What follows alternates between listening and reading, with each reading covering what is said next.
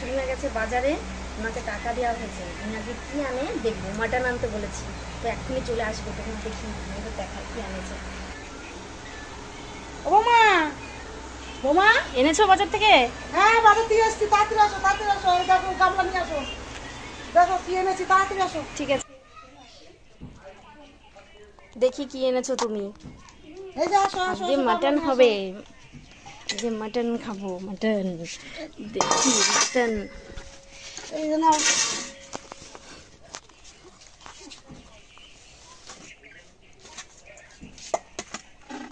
এটা কি?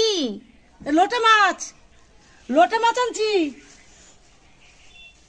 তো তোমাকে যে মাটন আনতে বললাম।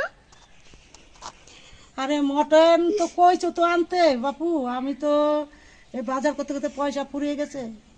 আসলে আমি তো 500 টাকা ঝেড়ে দিচ্ছি। তোমাকে যে মাটন আনতে বলা হয়েছে, পয়সা ছিল না, তার জন্য তো লোটে মাছটা ভালো মাছ, এগুলো খুব ভালো মাছ। খাইয়ে দেখবা, খুব ভালো মাছ এটা, দেখবা তুমি খাইয়ে, খুব ভালো। মাটন আনোনি? আমি আজকে খাবোই না, রান্নাও করবো না আজকে, আমি চললাম।